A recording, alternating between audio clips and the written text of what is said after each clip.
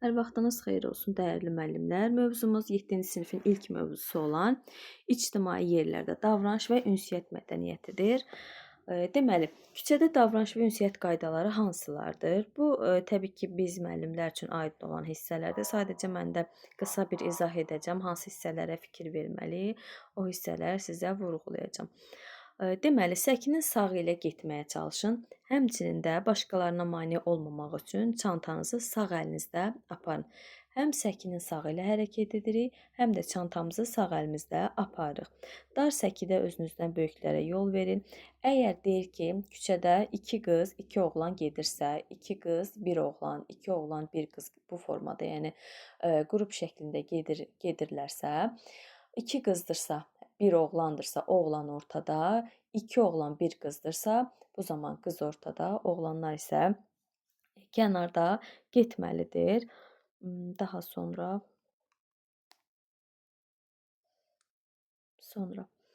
küçədə ucadan danışmaq, gülmək, səs-küy yaratmaq, ətrafdakılara irad bildirmək, yerə zibil atmaq, yəni olmaz, yol verilməz hərəkətlər hesab olunur. Əgər toxunmuşuqsa kiməsə bilmədən, bu zaman üzr istəyib artıq münaqişə yaratmağa ehtiyac yoxdur, yolumuza davam etməliyik. Burada başqa nə var? Küçədə rast gəldiyiniz tanışlarla birinci siz salamlaşın. Özünüzdən böyüklərə birinci əl uzatmayın. Yəni özünüzdən böyük bir insan görsələr onlara ilk öncə siz əl uzatmayın. Gözləyin ki, onlar sizlə salamlaşsın. Daha sonra siz onlarla salamlaşa bilərsiniz. Sonra, əgər kimsə deyir salamınıza cavab vermirsə inciməyin, insan fikirli ola bilər. Yenə deyirəm, bunlar bizə aydın olan hissələrdir. Təbii ki, bunlar uşaqlar üçün nəzərdə tutulub. Daha sonra deyir ki, küçədə rast gəldiyiniz tanışınızla görürsünüzsə həmin insanla, yəni yolun ortasında duraraq söhbət etmirik, bir kənara çəkilib, yəni yolda hərəkət edən, səkidə hərəkət edən insanlara mane olmamaq üçün bir kənara çəkilib, bir qırağa çəkilib orada söhbət etmək lazımdır. Nə isə öyrənmək zəruriyyəti yarandıqda məlumat almaq istədiyiniz şəxsə əvvəlcə salam verin, sonra getmək istədiyiniz ünvanı soruşun və daha sonra deyir onun cavabından asılı olmayaraq sonda təşəkkür etməyi unutmayın. Çətirdən istifadə ediriksə, bu çətirin kiməsə toxunmamasına çalışmalıyıq. Daha sonra yol keçənlərin arxasınca dönüb baxmaq nəzakətsizlik hesab olunur. Dostunuzun və yaxud da ki, rəfiqənizin diqqətini kiməsə yönəltmək istəyirsinizsə, onu barmağınızla göstərməyin. Bunu başınızın və yaxud da ki, baxışlarınız və yaxud da ki, baş hərəkəti ilə yerinə yetirə bilərsiniz. Yıxılanı ayağa qaldırın, üst başını səliqəyə salmasına kömək edin. Tökülən əşyaları belə deyək, yerdən götürməsinə köməklik göstərin. Sonra yolu keçərkən yol hərəkəti qaydalarına riayət edin. Yolu dayanacaqda duran avtomobil, avtobus və digər nəqliyyat vasitələrinin önündən yox, arxasından keçin. Yalnız bu halda deyir, yolun hərəkətinə nəzarət edə bilərsiniz. Yola, yəni nəzarət edə bilərsiniz. Yolu yalnız işıqforun yaşıl işığı yananda keçin. Heç vaxt hərəkət edən nəqliyyat vasitəsinin qarşısından qaçaraq keçməyin. Baxın, bunlar biri var dayanacaqda davranış qaydaları. Bunlar ümumi qaydalara aiddir ki, küçədə davranış və yəni küçədə davranış qaydasına aiddir. İndi gələcək dayanacaqda davranış qaydalarına. Deməli, yolu keçəndə ehtiyatlı olmalıyıq, işıqforda keçməliyik. Bunlar küçədə davranış qaydasına aiddir. Yəni ictimai nəqliyyatda, dayanacaqda buna aid deyil. Bunlar ümumi qaydalara aiddir. Yolu keçərkən deməli yaşıl işıqda keçirik və həmçinin də nəqliyyat vasitəsinin önündən qaçaraq keçmirik. Digəri isə hansı idi? Dayanacaqda avtobusdur, avtomobildir, digər nəqliyyat vasitələrinin önündən yox, arxasından keçirik. Bu da yenə dediyim kimi ümumi davranış qaydasına, yəni küçə davranış qaydalarına aid hesab olunur. Dayanacaqda davranış qaydaları hansılardır? İctimai nəqliyyat vasitələrini yalnız dayanacaqda gözləyin. İctimai nəqliyyat vasitəsini görürsünüz, dayanacaqda qaydalara aid olanda nə dedik? Dayanacaqda gözləyin. Sonra əgər dayanacaqda ictimai nəqliyyat vasitəsini gözləyirsinizsə, bir qədər kənara çəkilin. Çünki dayanan ictimai nəqliyyat vasitəsi hərəkət edən zaman sizə zərər yetirə bilər. Daha sonra dayanacaqda oynamayın, qaçmayın. Daha sonra heç kəsi itələməyin. Bu zaman siz və yoldaşınız təsadüfən yolun hərəkətli hissəsinə çıxa bilər. Bu isə çox təhlükəli hesab olunur. Görürsüz, dayanacaqda davranış qaydalarının 3 dənəsini sadalamışam. Hələ ki, üçündə də deyir ki, dayanacaqda dayanarkən, dayanacaqda gözləyərkən, dayanacaqda oynamayın. Yəni dayanacaq sözünü burada görürük də, qarşımıza çıxır. Ona görə bu bizə bir ipucu ola bilər ki, demək bu dayanacaqda davranış qaydalarına aid hesab olunur. Sonra heç bir halda ictimai nəqliyyat vasitəsinin gəlməsinə daha doğrusu baxmaq üçün dayanacaqdan kənara çıxmayın. Həmçinin burada da dayanacaqdan kənara çıxmayın sözünü görürük. Yadda saxlayın ki, piyada keçidindən kənara, maşın yoluna çıxmaq çox təhlükəli hesab olunur. Dayanacağa yaxınlaşan ictimai nəqliyyat vasitəsi sizə lazım olan marşrut ilə hərəkət etmirsə, sakitcə kənara çəkilin. Yəni bu sizin belə deyək, gözlədiyiniz marşrut deyilsə, sakitcə kənara çəkilin. Nəqliyyat vasitəsinə minən sərnişinlərə mane olmamaq üçün.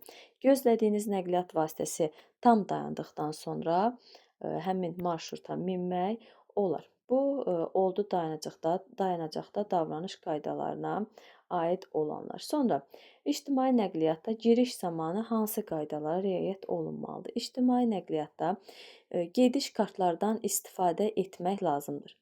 Avtobusa qabaq qapıdan minmək, arxa qapıdan düşmək lazımdır. Testlərə çox zaman düşür. Deməli, avtobusa qabaq qapıdan minmək, arxa qapıdan düşmək lazımdır. 3 qapısı olan avtobusdursa, bu zaman qabaq qapıdan minmək, orta və yaxud da ki, arxa qapılardan düşmək lazımdır. Deməli, 2 qapılıdırsa, bu zaman öndən minib arxadan düşmək, 3 qapılıdırsa, yenə də öndən minmək, orta və yaxud da ki, arxa qapılardan düşmək olar. Nəqliyyat vasitəsinə minərkən səbirli olmaq, sərnişinləri itələmək, yaşlılara, yəni itələmək olmaz, yaşlılara yol vermək, yaşlı və yaxud da ki, uşaqlı analara, yaşlı insanlara, atalara, həmçində uşaqlı atalar da ola bilər, əlillərə yol vermək məsləhət görülür.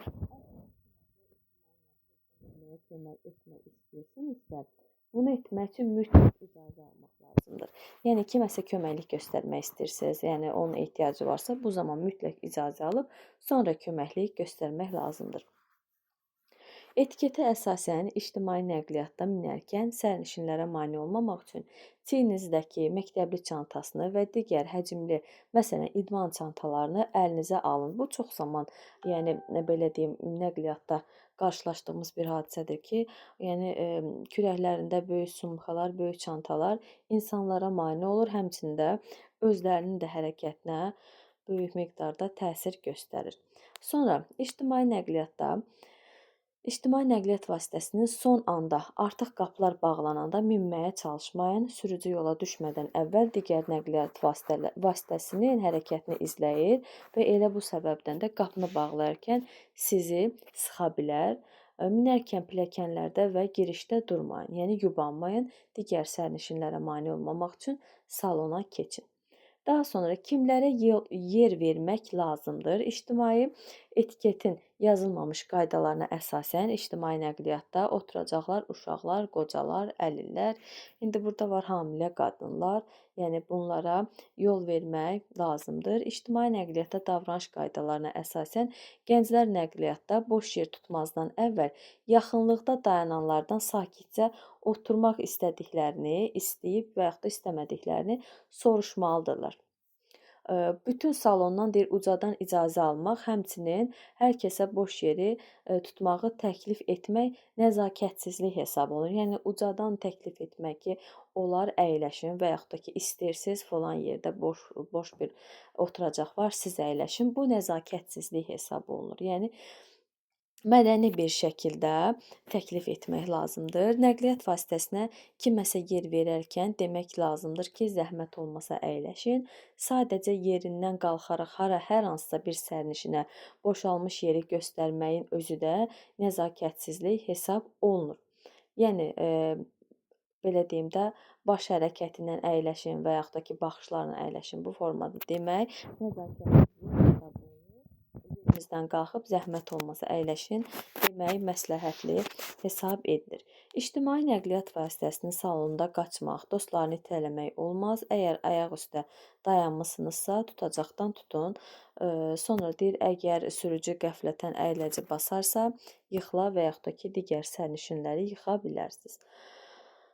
Başqa burada baxaq görək vacib nə var? İctimai nəqliyyatın pəncərəsindən boylanmaq, qolunu bayıra çıxarmaq olmaz. Nəqliyyat vasitəsində kiməsə kitab, qəzet oxuyursa, oxumaq məqsədi ilə boylanmayın. Kiminsə telefonuna baxmayın. Sonra başqa nə var? Burada baxaq görək. Nəqliyyat vasitəsində ucadan danışmaq, qışqırmaq, musiqi dinləmək, yüksək səslə təkcə sərnişinləri əsəbləşdirmir, həm də sürücüyə də mane olur, onun diqqətini işindən yayındıra bilər. İctimai nəqliyyat vasitəsinə minərkən, düşərkən heç kəslə əl hərəkəti ilə davranmayın, itələməyin. Kiminsə irəli çəkmək istəsəniz, yol verməsi üçün sakitcə səslə xahiş edə bilərsiniz. Sonra öskürəndə, askıranda ağzınızı dəsmalla, ovucunuzla tutun. İctimai nəqliyyatda yemək, içmək olmaz. Dayanmadan nəsə çeynəyən insanın görüntüsü deyir, ətrafdakı insanları narahat edə bilər. Əgər metro, avtobus salonunda boş oturacaqları tuta biləcək insanlar yoxdursa, altı təmiz əl və yaxud da ki, çiyin çantalarını boş yerlərə qoya bilərsiniz. İctimai nəqliyyatda dostlarınızla həm söhbət ola bilərsiniz, amma bunu astadan danışmaqla ətrafdakı insanları narahat etməmək üçün, yəni asta səslə danışa bilərsiniz. Sonra ictimai nəqliyyatda şəxsi mövzulardan asta səslə danışmaq belə arzu edilməz hesab olunur. Yəni nəqliyyat vasitəsində şəxsi söhbətlər, şəxsi müzakirələr, belə deyim, asta səslə belə olsa, yəni danışmaq, bu fikirləri səsləndirmək arzu edilməzdir.